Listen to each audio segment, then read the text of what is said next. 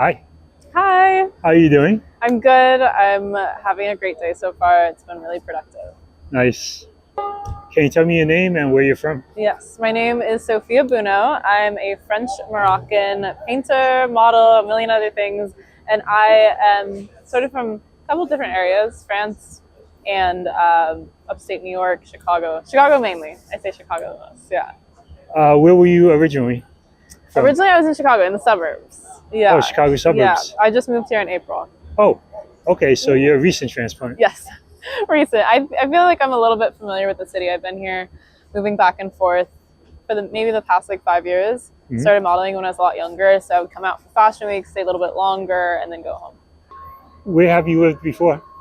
Where have I lived before? Yeah. Oh my goodness, everywhere. I lived in Louisiana. I lived in a small little city town in France. I lived in upstate New York. I've lived in Dubai, in Greece, in LA, suburbs of Chicago, different suburb of Chicago, New York City. Even every time I'm here, I think it's a different spot. I've like stayed in FIDA, I've stayed in Soho, I've stayed in different parts of Brooklyn before. I feel like I should have asked, like, where haven't you? Yeah, maybe lived, you know? that's probably a more concise question. Yeah. Oh, there's a store for kids. Do you want kids in the future? I definitely do. I just also modeled for Kith, so. Oh, you did? Oh, yeah. Kith. Yeah, I mean, this is really I their just kids realized brand. that this was Kith. Yeah, Kith has a kids brand. yeah, like women's, kids. I think they have like furniture. Maybe no. They probably don't have furniture. They should have furniture. They might. Yeah, Kith furniture. Yeah. The owner, he's the creative director of the New York Knicks now. Really? Yeah. Oh, Like he wow. started, I think, Ronnie, one or 2 Ronnie years Feig, ago. Feig. Hmm? His name is Ronnie, I think. Ronnie Feig. Yeah. Yeah, Ronnie Mhm. F. That's all I know. Yeah. I had no idea they had a little tiny kids store. It's so cute. How'd you like working with Kith? I loved it. It was interesting because I mean, maybe this is super random, but they gave me a middle part and no bangs, and I feel like I'm known for my bangs, and I've been modeling with my bangs for years. Uh-huh. And they're like, okay, no bangs, out of the way. And it was interesting. It was for an editorial for their collaboration with Martens, Mhm. and it was very grunge. And I feel like I'm maybe more on the preppy side of things, and like my style. I'm not gonna say my style is basic, but it's more like chill most of the time. And they had me in leather and like sunglasses and big hair, and it was fun though. I like getting into a different character when I'm modeling because it lets you be something that you're usually not. So how'd you get into character for that? Honestly, I was just talking with the hairstylist and the makeup artist, and they took a video and put some music over, and I was like, yeah, I'm that bitch for now. For now, I'm that bitch. But it was fun. I don't know. I really enjoyed it. They also gave me some like inspo photos to look at. So I was like, okay, let me channel my character, pretend I'm an actress, because I think a lot of modeling is really just acting. That's why you'll see a lot of crossovers, models to actors, actors to models. So I try and think of it like a character, like a role I'm taking on. Did you always want to do this when you were younger? No, I didn't. I was supposed to, my mom being Moroccan, of course, but stereotypical mom, but I was supposed to be an engineer or a doctor or something. And I think the majority of the things that I was learning in high school was on the way to be an engineer. So I was doing intro to engineering. I did civil engineering, architecture. I did metal sculpture, which isn't really engineering, but like, I think it was. It took a lot of skill and mathematical reasoning. Yeah, so I don't know. That's where I was leading my career to, I think. And all of my background it was teaching children and teaching them circuitry and STEM. And I didn't run it, but I was a junior mentor at an after-school program teaching kids about all of the STEM subjects. So that's really where I thought my life was going. And then I started modeling in high school, and I guess that trajectory changed a bit. So no more metalsmithing? No, and but like I have my my certificate for welding, so I just have to find like a studio here to weld with the materials. You know what's funny? I had a friend in college that did metalsmithing, but specifically sword making. Oh, okay. I don't know what he did with that afterwards, Yeah. but yeah, he was making swords. Really? I never saw one though. Like machete swords or like really large? I don't know. Like, or maybe like a fencing sword. Like he never showed us his final project. Oh, well, that's fun. I made little robots. You made little robots. Yeah. That Like- was like the main of our projects were to make small robots and then weld them together, and then we could use all the tools and sand them down. I made a couple cubes. I made a cube with a ball inside of it, so when you shake it, I mean, they're completely rusted now, but it's a fun project. Have you done many interviews? I feel like I've done a couple of street interviews. I got stopped by David, who is the one who does the confidence heist. Yep. Yeah. And that one was completely surprised. Like, it was a surprise interview. And I didn't know about it, but I had been saying it for the longest. I was like, I want to be stopped in Soho by that guy. Like, I have an answer. I have an answer. I have an answer. Did you forget it? Yes. I did. I have no idea what the hell my prepared answer was. But my friend Greg, who was friends with David, one time David was at the shop outside. It was on Mulberry. And he was like, yo, don't leave. Stay, because my friend wants to meet you. And I was going over to see Greg, see my friends, hang out for a second, get coffee, like whatever. And I'm walking towards them. I had just gotten ice cream. No, I had no idea he was there. I had no idea I was going to get interviewed or stopped or whatever. And he interviews me. And I read so many comments that were like, oh my God, this is so staged. Like, she obviously knew he was there. And I wasn't. I was just like taken aback so much that it... Anyway, the reaction was not faked. It was actually really surprising to see him. And then I started crying, and that interview blew up. And I ended up booking a modeling job because I think the creative director, the CCO or this woman that was working at the company, she saw the video and she was like inspired by it, and she loved my answers and the way that I spoke and the way that I dressed, which was really cool to see that it reached so many people, and a lot of people did actually enjoy the video, and they're like, oh my God, I feel the same way about my mom. And like, I don't know, I think a lot of people resonated with my advice, and it gave me a lot of opportunities after that, and it put a lot of eyes on me. So I always try and say yes to interviews when I can, unless they're really stupid ones. Like, you know, the guys that stand outside of clubs with a microphone and they're like, oh my God, how many bodies do you have, or something, like weird interviews. Those ones are to be avoided. Those are like clickbait ones. Yeah, with all of like the sounds and the really quick flashes and the giant captions and the crazy questions. Or like, oh, I'll give you $1 million if you answer these 5 questions right. And then they're the craziest questions ever. Those ones, I like doing interviews where it's more about your personality or yourself, or yeah, something like that.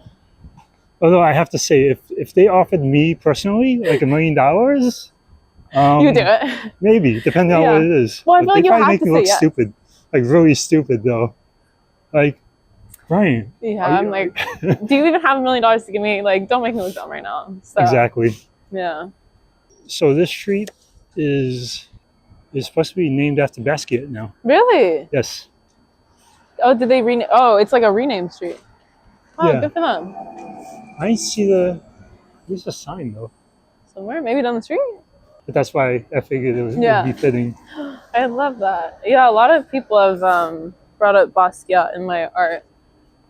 So I like to think about other artists too now. I'm like, wow.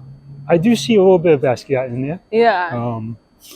You have a lot of patterns and a lot of detail. Yeah. We kept a pretty monochromatic scheme. I think I do, yeah. I try and do my best with colors. I know the Basquiat definitely have more colors. I do not have that much range. I guess I could have that much range, but I just choose not to use them. Huh. Oh, well, maybe they haven't put the sign up yet. It's weird. Yeah. Are your only creative hobbies painting or other things? No. You did mention a few things before. I did. I do anything that is creative, I probably do it. I sew. I'm going to list like as many things as I can. I sew, I paint, design clothing, I draw the clothing that I plan on making. This isn't a professional hobby, but I think that's why I call it a hobby. Sing too, but I feel like, I don't know, every year I try and learn a different instrument. I bake and cook, but I'm not sure if those are creative hobbies. I think of art as like a creative, or I think of food as a creative hobby, because you can kind of add your own thing to it and add your own personal flair. What else do? I can knit. That's another hobby, knit. Oh, you knit? Yeah, I can't crochet though. I wish I could crochet. One of my friends is a talented crochet artist, Piper, and I cannot. I've tried so many times. What else do? I used to spray paint, which again is just another art form, but kind of anything that's artistic, I've probably tried to do it at one point. Jewelry making, sculpture, ceramics, just like anything. You're a true artist, like in every sense of the word. Like, yeah. I mean, I've interviewed a lot of people before, but I feel like you've combined all of their hobbies into you. Yeah. Like, I feel like it really does make me the person I am. I think when I was a lot younger, I was definitely like the shy, artsy kid, and that's all that I did with all my free time. I would just draw, paint, sing, craft, make sculptures, make collages, whatever it was. And I think that makes you, I guess, more of an artistic person at your soul too, at your core being. Instead of it just being a hobby, it kind of sort of became my entire livelihood. do you remember your first thing that you made as a kid, or one of the first things? I think I remember one of the first things that I made as a kid. I was trying to draw a witch. Uh-huh. And my mom, she used to work a while, so my sister and I would stay at home, and she gave us these paints. And I didn't have anything else to do. It's not like I was enrolled in soccer or any extracurricular activities when I was in elementary school or kindergarten, something like that.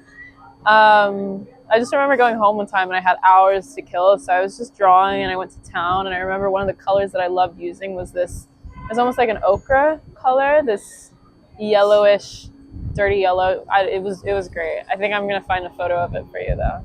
Say again? I think I can find a photo of it for you. Oh yeah, definitely. If Yeah, you could. my mom was very proud. She still is very proud, but when I was younger, she was so proud of all the paintings that I was making, despite the talent that was behind it. I don't know, but she would hang everything up on the wall, and she was showcasing all of our art.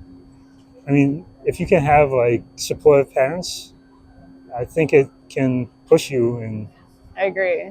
I like 100% agree. I think for the longest she was a little bit, I'm not gonna say she was upset because she supports me in everything I do, but she did want me to have more of a stable career, like go to school, do the typical thing, you know, get a degree, and then have that as your backup, and then maybe pursue my art, but have a degree in something that like can push me a little bit further. And I chose to just do art and modeling full time, and it's worked out so far, so I'm really grateful. And she's also really happy that it hasn't been the hardest journey for me to become an artist. I think there's a lot of privilege in the fact that I can say that I'm a full-time artist. As the majority of them, it's not a high-paying job. It's very stressful. That's kind of where the term starving artist comes from. yeah. Yeah, but she's happy. I'm happy she's happy, so we're good. We're good. When was the first time you decided that I'm going to be an artist? That I was gonna be an artist? I don't know. I think for a while it wasn't.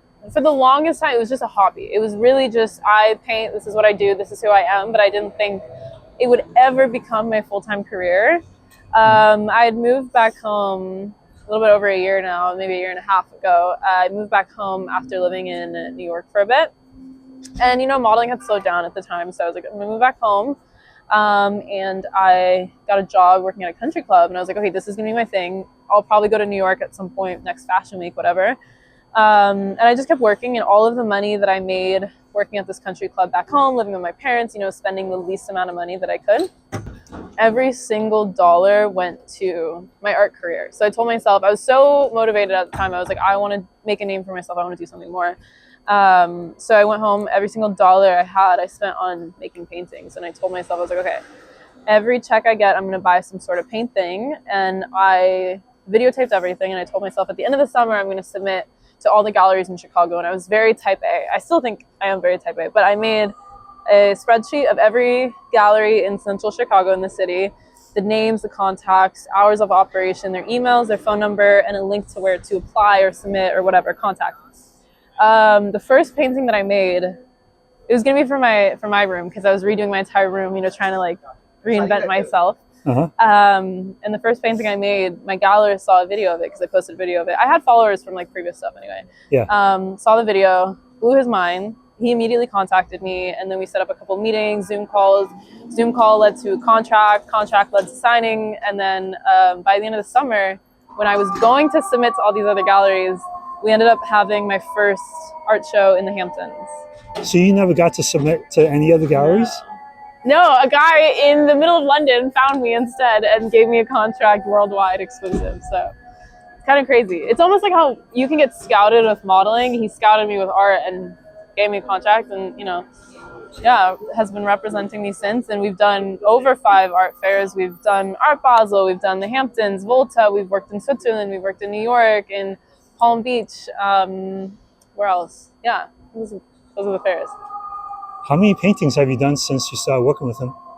I want to say, I don't know how many paintings I've made. I know that I've sold, I want to say close to 40, if not 40. I kind of lose track because some of them were triptychs and some of them are sold, like the small ones are sold in bundles. Bundles sounds like very corporate, but I want to say close to 40 paintings now. Do you like making triptychs more, or like? You know, I found out recently I don't. So Oh, you don't? I don't. It depends. I mean, I did a triptych, that was fine, but I did a commissioned work for a client who had already bought a painting and she really loved it and she wanted another one. And we negotiated and stuff, and we ended up deciding to do 6 small pieces. That it was a triptych, but with 6, which 6. I don't know what the actual term is. Okay, no college, but anyway. So it was. I think it would have been cool if they were all a little bit separate, but pushed together, it has to have one full continuous image. Yeah. You know, that's basically the concept of it. But I also paint all of the panels on the sides and the bottoms. So doing all of the sides and the bottoms and the tops to all align and be cohesive and continuous, it was way more work than just doing one big painting, which I didn't find out until I did it. But anyway, I gave it to her. She loved it. So the expression was worth the time that I spent. How big was each piece? They were 12 by 16. They were 12 by 16. And then they had a 2-inch border, I think, or like 1.5-inch border. Wait, 11 by 16 each? Yeah, sorry, not feet, inches. Okay, gotcha. Yeah, so, okay. 12 by 16 each in inches. They weren't that large. So the piece that I'm working on right now is 6 by 6 feet. So that one's a large one. That's the one you've been posting in your stories, right? Yeah. What was the inspiration for that? My gallerist gave me sort of free reign of a section in the booth during the Art Basel week. So I was like, okay, I want to make a giant piece. And I've been wanting to do that for a while. There was a buyer that ended up buying some of my work, but he wanted a commission initially. It was going to be a really big commission for his house in Thailand. And anyway, he ended up going with a different artist, but he still did buy my smaller work. So I was like, I still want the opportunity to do a large work. Initially, it was supposed to be 9 by 9 feet for him, but the store that I went to did not have 9 feet, so I just got 6 by 6. So it'll be like the main giant work in the booth. Although I think I could have done bigger. I could have done like 8 by 6 feet, maybe. But anyway. That'll be the next piece. Yeah. It's going to keep getting bigger. I need a bigger apartment. You know what you can do? Actually, I don't know if it's the best thing to do. Mm-hmm. Go to Home Depot, get like a big piece of wood. Though getting that into your apartment could be tricky. Yeah, it wouldn't fit. The elevator's too small. I would have to do it like a studio and like a loading dock and have like a, what are they called? The elevators with the freight elevators. It would have to be a whole thing. So, yeah. Unless you make it a triptych. There you go, back to triptychs. I could do a huge triptych. Yeah, I was thinking about it. Yeah. Important. I'm like, hey, this is my interview. How are you guys? I feel like I have something to say. I don't have anything to say. I just ramble half the time, but. Nah. You kidding me? This has been a great interview. I think like you can inspire artists, you know. Yeah. You can inspire other models. Yeah. I mean, I think it's like, obviously, I think modeling is one of those things where it should be a full-time job, and modeling can 100% be your entire career. But nowadays, unfortunately, or fortunately, you decide, but you kind of have to have more to yourself. And I'm not saying there was an uptick in jobs once I started focusing on my hobbies and other things in my career, but I think it makes you a more well-rounded person. And I think people just enjoy their time around you a little bit more when you have more to bring. I still do think that modeling should and can be your entire thing, but you know, it's nice to focus on other things in the meantime while your career is building, because modeling is one of those things where you're not doing it every day. Unless you are, that's good for you. But majority of models nowadays are not modeling every day. They're not going to castings every single day. They're not flying out every day. So having something to either fall back on financially or something to fall back on with your free time to keep you entertained, to keep you doing things, to keep you active, that's always going to be your best bet, in my opinion, and that's what's worked for me. But you know, to each their own. I just like having things to do when I'm not modeling, you know. Your financial philosophy, is that something you've always kind of felt? Okay, so we were talking about finances. Yes. and your financial philosophy. Yeah. Were you taught that? Did you just study it, or you just pick it up from friends? I think I've been working for a very long time, and the second that I was legally allowed to work, I just got a job. But even before then, I was sort of hustling to make money wherever. Like, I remember in kindergarten, I was selling yarn dolls for 25 cents. You selling what? Yarn dolls. Yarn dolls? Yarn dolls. So I would go home, make yarn dolls, and then sell them at school. And when I got to... Okay, how'd that go? How'd that business go? I think I made like $3 maybe. How much did you sell them for? 25 cents. So that means you sold what, 12? Yeah, it's That's something. That's profit right there. Yeah, you know, I was really young. How old were you? I was in kindergarten, so I think I was five at the time. You know, I was a hustler. And then when I got to... I had a friend do something like that when she was a kid. Yeah. With stickers. Oh, yeah, I think that. stickers, yeah. Something like that, yeah. And then once I was in middle school, my mom had a printer with colored ink, so I started printing out paper of like random patterns. And this was when the mustache trend was a big thing. So I would cut out mustaches and walk around with a piece of tape, and I would give them out to people. Well, I wasn't giving them, I was charging them. I would make people pay me. I think again it was like $1 or something per mustache. Oh, you went up in price. I know, I did. You know, you got to start hustling a little harder, you know. But yeah, then I was making people pay me for paper mustaches. I would buy like big packs of temporary tattoos and sell them in school and apply them in school. And I kept them in a book that was, you know, like those books where you put papers in and you can see through everything. Sold those. I sold brownies at one point. They were not pot brownies. They were just brownies. I'm sure. Although people told me that I should sell pot brownies, but I had no idea how to make them. So not that that was... That could be a future endeavor. It could be. No, but yes, I was always hustling, and I always had that sort of mentality where it was like, whatever I'm doing, I want to be making a profit. And then I don't necessarily recommend everyone to turn their hobbies into a job. It just happened that way. Yeah. Again, never planned on being a professional artist. It was just always part of me. And, you know, I think if you can turn a profit...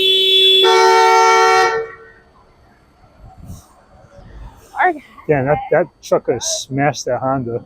Oh, it hit it? No, it could have. It could have. Jesus, yeah. But yeah, I don't necessarily recommend everyone turning their hobbies into jobs because, you know, over time it kind of takes the joy out of it, unless you know how to maintain it really well and you don't get burnt out. You know, those are things that I'm constantly working on, not burning out, you know, still finding joy in making my own paintings for other people. But yeah, I always looked for profit, and I was like, what can make me the most amount of money in the shortest amount of time that was halal, or that was not a bad thing to do. So yeah, I ended up always looking for something. You know, when I was younger, I did that job and it was teaching kids, and I found that to be extremely fulfilling. And then we ended up doing a research program with Northwestern University, and one thing led to another, and I had a bunch of connections. Even when I was traveling in Greece as a model, I had a part-time job online where I was still teaching the kids, but it was through an online program. And then nowadays, my whole thing is, what can I do to make passive income? So I always look for ways that there's something being sold behind my back, or like, you know, my gallerist is sort of selling my works on behalf of me. So even when I'm asleep, there are deals that are being made. What was the highest priced painting you sold? Oh, I can't say that. You can't say? I can't say that, but I can say that it was in the 5-figure range. High five? Yeah. I'll definitely give you a high five for that one. So yeah, but all my prices lips are sealed, but a good amount of 5 figures, yeah. I mean, comes with the territory. You know, it does. And the works do take a lot. I think they're more important to people than they might realize. Like, looking at the work, it's great, it's colors and stuff, but especially my commissioned work, it's really important, and it really stays with a lot of people. So all the commissioned pieces I've done, I always sit down with them, and it's weirdly always couples that buy my artwork, but anyway, yeah, because it's a big financial investment to buy artwork, so you want to make sure that both people are on the same page, and often with the prices that I sell them for, both people need to be on the same page, and usually there's 2 people involved in that purchase. Not that I haven't sold to single people, but all the commissions that I've done have left people with like a really strong sense of like love and compassion and happiness. I've sat down with clients and just had them talk to me, like talk at me for an hour, 30 minutes, whatever it is. Tell me your entire love story. So all the 3 paintings that I did were based on love stories, because that's like a big thing with my art. And the last client that I gave it to, she was blown away. She was like, this is better than anything I expected. You know, like I love doing my artwork because I capture moments that I see, and I capture things that I see people doing, or characters or animals that I see, or like just, I don't know, it's a vibe. I get all this inspiration from the world around me. The paintings that I do that are commissions, they are their world. So when they see it represented in an abstract way that they have a key to, because I write a whole PDF, I take photos, I zoom in, I give them a key, I tell them exactly how I turned their story and parts of their story into a symbolic drawing. And looking back at it, everyone's just like, it's insane the depth of which their story goes. I had no idea when. Yeah. So, but it's only if you look really close. But these are just specifically for commissions, right? Yeah. You do other pieces that are on commission. Yeah. So the pieces that I don't do commissions are still really important to me because I capture the people that I love and moments that I cherish in my painting. So a lot of people are holding hands, a lot of people are kissing, a lot of people are walking animals, dogs that are celebrating. There's lots of flowers. There's lots of love and romance in my paintings because I love people and I love my community. That's amazing. Oh, thanks. So I appreciate the time. Thank you. Thank you for interviewing me. I'm like, I could talk all day, but like, this is, at least you had questions. Hey, cut them. That's my email address. Oh, God. Okay. Wait, go back. Ask it again. I went into autopilot mode. So where can everyone find you online? My Instagram, Pinterest, everything is my first name, last name, Sophia Bounou on everything. Awesome. Thank you very much. Thank you.